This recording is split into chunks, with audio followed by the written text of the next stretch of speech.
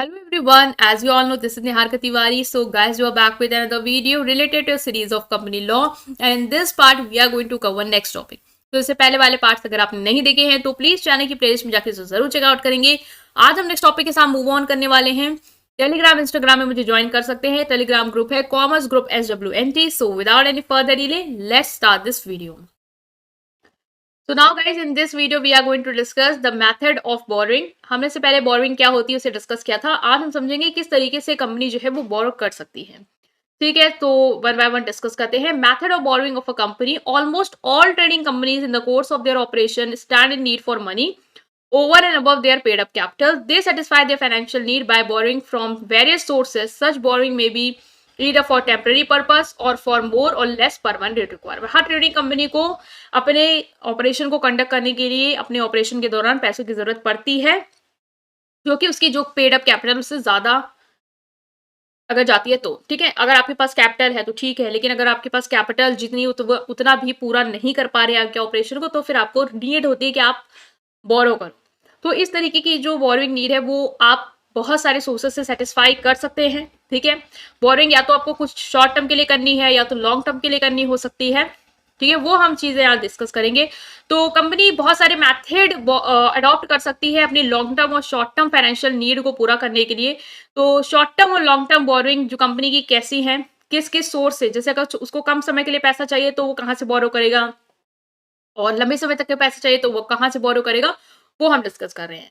Okay, सो first है आपका an overdraft. Overdraft is a common form of short term borrowing that a company use to manage their day to day cash flow need. Company अपनी दिन ब दिन की जो cash flow need है उसको पूरा करने के लिए ये शॉर्ट टर्म बोरोइंग की कैटेगरी इस फॉर्म को यूज कर सकती है, that is overdraft. It is essentially a credit arrangement with a bank that allow a company to withdraw more money than is available in its account up to specified limit. Like आप एक businessman है, ठीक है, आपको दिन ब दिन पूरे दिन में ऑफ कोर्स पैसों की जरूरत पड़ती है। ठीक है, तो आपके अकाउंट में मान लो 20,000 रुपए है, लेकिन उस दिन आपको कितने की जरूरत पड़ गई, 30,000 की जरूरत पड़ गई। तो यहाँ पे आप एक क्रेडिट अरेंजमेंट कर लेते हो बैंक के साथ, एक ओवरड्राफ्ट फैसिलिटी अपने लिए ओपन करवा लेते हो, जिसमें ये होता है कि जितना पैसा आपके पास अवेलेबल है, मान लो आपके अकाउंट में 20,000 अवेलेबल, आपको 30,000 की जरूरत है, तो आप 30,000 रुपए निकाल सकते हो बैंक से, भले ही आपके अकाउंट में 20,000 रुपए ही थे। ठीक है, तो वो ओवर आप निकाल सकते हो। ठीक है, ओवर ड्राफ्टिंग कर सकते हो। ये एक तरीके की क्रेडिट अरेंजमेंट होती है जो बैंक के साथ आप कर लेते हो। ठीक है, तो लिमिट होगी कि मान लो कि उसने भी लिमिट सेट कर दी कि एक दिन में आपको ओवरड्राफ्ट की जो फैसिलिटी दी जा रही है वो 50,000 दी जा रही है, तो 50,000 तक की आप पैसा जो है वो ओवरड्राफ्ट कर सकते हो अपने अकाउंट से। भले आपके अकाउंट में 20,000 है, आपको जितना ऊपर का पैसा निकालना है उससे एडिशनल वो 50,000 तक की लिमिट है, उतने तक का आप पैसा जो है वो विड्रॉ कर सकते हो। तो ये एक आपकी जरूरत पूरी कर लेगा शॉर्ट टर्म में। दूसरा है cash credit. Cash credit is a revolving credit facility meaning the company is given a pre determined credit limit and it can borrow up to that limit as needed. ये एक credit facility है जिसमें क्या होता है, company को एक पहले से ही एक निर्धारित क्रेडिट की लिमिट दे दी जाती है कि आप इतना पैसा जो है वो बोरो कर सकते हो, और कंपनी उस लिमिट तक क्या कर सकती है, पैसा बोरो कर सकती है। The credit limit is based on the company credit worthiness, financial health and the value of their asset provided as collateral.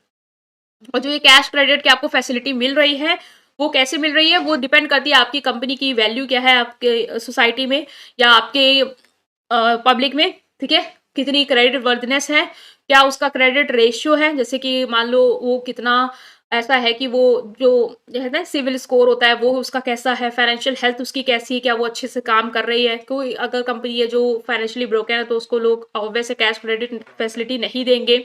तो उसके एसेट की क्या वैल्यू है जो आपने एज अ कोलेटरल गिरवी रखी है, ठीक है, उस कैश क्रेडिट को लेने के लिए, उसके डिपेंड करता है कि कितनी लिमिट जो है वो आपको दी जाएगी, कितने तक का आप ले सकते हैं। जैसे आप बैंक से भी लोन लेने जाते हो ना, तो फिर वो आपकी सिविल स्कोर देखते हैं, लाइक आपने जो पास्ट में ऐसे कुछ लिए हैं उधार, तो अपने पेमेंट करे हैं नहीं करे हैं, या आप की मतलब सैलरी क्या है आप, या सिक्योरिटी दी उसकी वैल्यू क्या है, ताकि वो एक बार एश्योर कर पाए कि आप उस पैसे को जो आपने लिया वो आप उसको वापस कर दोगे। ठीक है, तो credit cash credit is typically a secured form of borrowing. The company pledges assets such as inventory, receivable and other collateral to secure credit line. आप गिरवी रख सकते हैं अपने एसेट्स को, लाइक इन्वेंट्री को रख सकते हैं, receivables like bill of exchange है आपके पास कुछ, उनको कोलेटरल के फॉर्म में रख सकते हो ताकि आपको क्रेडिट लिमिट मिल जाए। ठीक है, आप उतना मनी जो है वो बोरो कर सकते हो उस क्रेडिट कैश क्रेडिट के ऑप्शन के थ्रू। नेक्स्ट है लोन फ्रॉम बैंकर। आप बैंक से लोन ले सकते हो, शॉर्ट टर्म लोन, कम समय तक के लोन जो है जो आपकी इमीडिएट नीड को पूरी कर दे, फाइनेंशियल नीड को, उसके लिए आप बैंक के पास जा सकते हो, शॉर्ट टर्म लोन ले सकते हो, कम समय का 1 ईयर का बेसिकली वो लोन हो। ठीक है, कंपनी एसेट के थ्रू सिक्योर्ड हो या अनसिक्योर्ड हो, उस तरीके का लोन जो है वो आप बैंक से ले सकते हो शॉर्ट टर्म के लिए। Next is commercial paper. Commercial paper is a short term debt instrument that company issue to raise fund. It is a promissory note, typically unsecured, where the company promise to repay the face value of the paper on a specified maturity date. ये भी एक तरीके का short term instrument है borrowing का company के लिए। इसमें कंपनी क्या करती है, पैसे रेस कर सकती है इस कमर्शियल पेपर को इश्यू करके। ये प्रोमिसरी नोट होती है, मतलब कि कंपनी प्रॉमिस करती है यहाँ पे कि जो भी इस कमर्शियल पेपर का फेस वैल्यू है, मान लो ये जो कमर्शियल पेपर जो कंपनी इशू कर रही है, ठीक है, मान लो उसका जो भी फेस वैल्यू है, ठीक है, उसको वो मैच्योरिटी डेट पे क्या करेगी, रीपे करेगी। लाइक आपने कमर्शियल पेपर खरीद लिया उस कंपनी से, तो आपने जैसे मान लो 1,000 का कमर्शियल पेपर कंपनी से खरीद लिया, बहुत सारे लोग खरीद रहे हैं, तो जो भी उसको शॉर्ट टर्म की नीड है उस कमर्शियल पेपर की जो भी वैल्यू है, उसने आपको कहा कि आपको इस समय के बाद वो उसकी फेस वैल्यू जो है वो कंपनी आपको वापस कर देगी। ठीक है, तो commercial paper usually issued at a discount to its face value. अब आपको क्या फायदा, आप सोच रहे होंगे, तो कमर्शियल पेपर आपको जिस प्राइस पे दिए जाते हैं वो उस फेस वैल्यू से कम पे दिए जाते हैं।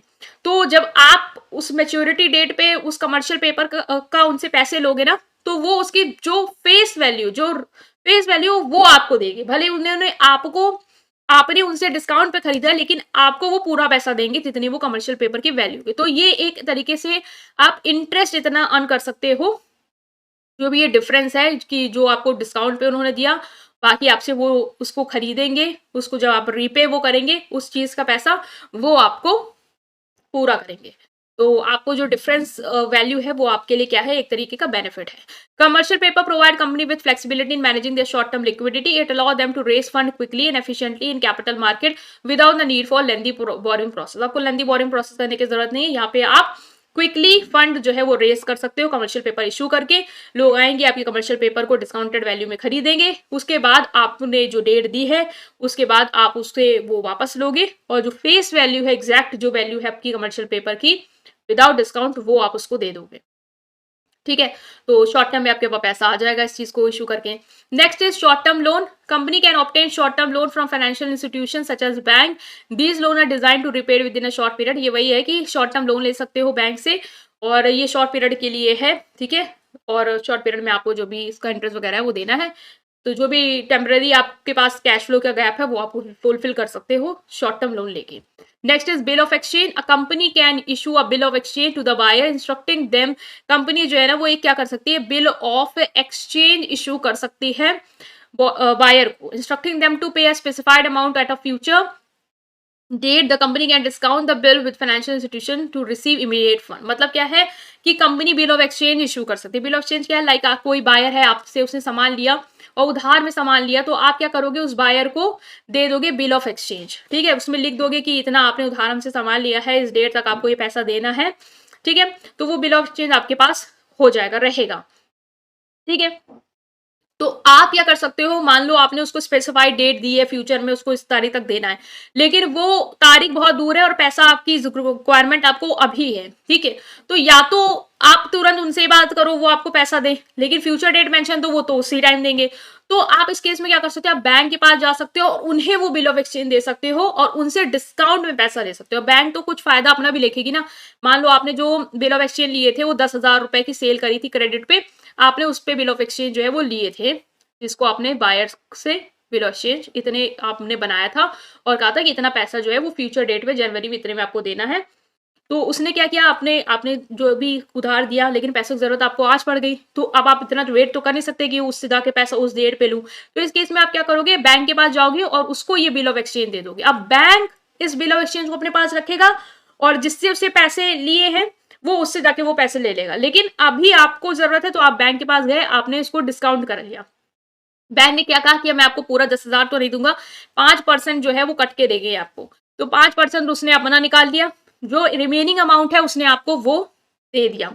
ठीक है, तो 5% बैंक ने रख लिया, जो रिमेनिंग अमाउंट है वो आपको यहाँ पे मिल गया। तो फिर आप उस 5% का क्या करोगे, ठीक है, 5% कितना हुआ, 500, तो 9,500 रुपीज आपको उसने दे दिए।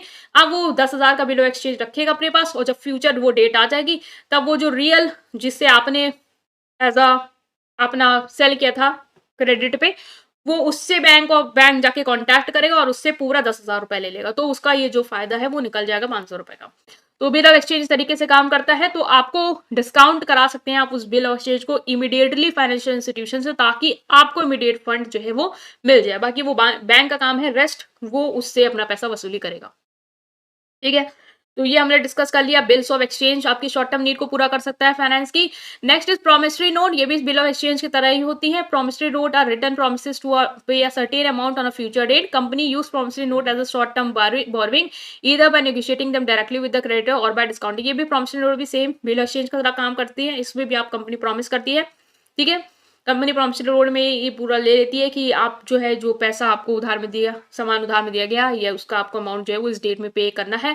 अगर वो पे नहीं कर पा रहा है, अगर उसको जरूरत है, तो या तो डायरेक्टली जिसको उधार दिया उससे वो मांग ले पैसा, या तो फिर बैंक के पास जाकर उसको डिस्काउंट करवा ले, और फिर बैंक अपना उससे पैसे ले लेगी, आपको तुरंत जो भी कटपिट के पैसा है वो मिल जाएगा।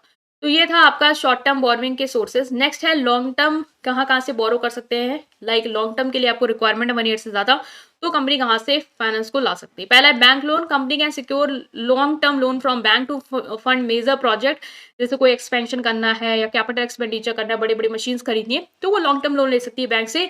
These loan have a fixed repayment schedule with monthly, quarterly installment over extended period। इसमें पूरा फिक्स शेड्यूल होता है कि आपको कैसे इंटरेस्ट को रिपेमेंट करना है, मंथली इतना इंटरेस्ट देना है या क्वार्टरली इंस्टॉलमेंट आपकी जानी है उस पूरे पीरियड के दौरान जब तक कि आपने लोन लिया है, तो वो आपको करना है यहाँ पे। Next is corporate bond, company can issue bond to raise long term capital, investor purchase these bond effectively lending money to the company and in return they receive periodic interest payment and the return of principal amount at maturity. एक company जो है वो bond issue कर सकती है long term capital raise करने के लिए। जो इन्वेस्टर हैं वो इन बॉन्ड को क्या करते हैं, जो कंपनी इशू करती है उसे परचेज कर लेते हैं। इससे क्या होता है, कंपनी को पैसा जो है वो उधार दे देते हैं, और इस रिटर्न के बदले क्या है, उनको पीरियोडिक हर महीने या जैसे भी है वो इंटरेस्ट जो है वो मिलता रहता है, और प्रिंसिपल अमाउंट जब पीरियड जो है जिस समय तक का उन्होंने बॉन्ड खरीदा है उसके बाद उसको प्रिंसिपल अमाउंट भी मैच्योरिटी पे मिल जाएगा, ठीक है। तो इस तरीके से कॉर्पोरेट बॉन्ड इशू कर सकती है कंपनी। डिबेंचर, बॉन्ड की तरह डिबेंचर भी होते हैं लॉन्ग टर्म डेब्ट इंस्ट्रूमेंट जो कंपनी यूज कर सकती है, जिसमें फिक्स इंटरेस्ट रेट होता है, और डिबेंचर जिन्होंने खरीदे हैं कंपनी से उनको फिक्स रेट ऑफ इंटरेस्ट हर महीने मिलता रहेगा, या जिस हिसाब से भी इंटरेस्ट देना है क्वार्टरली वगैरह, और जब वो मैच्योर हो जाएगा तो फिर पूरा जो भी अमाउंट है वो भी इनको रिटर्न होगा। Next is term loan, company can take out term loan which are loan with a fix repayment. Term loan ले सकती है, इसमें भी फिक्स रीपेमेंट स्केड्यूल होता है जो कंपनी के साथ एग्रीड किया है कि इस समय इतने महीने में आपको हर इंटरेस्ट को देना है, और फाइनली इतना मैच्योरिटी पे आपको पैसा लोन का वापस करना है। This loan can be obtain from financial, bank से भी ले सकते हो, फाइनेंशियल इंस्टीट्यूशन से ले सकते हो, या फिर जो प्राइवेट लेंडर्स हैं उनसे भी आप ये ले सकते हो। Mortgage, if the company need to finance the acquisition of real estate or the significant asset, it can take out mortgage.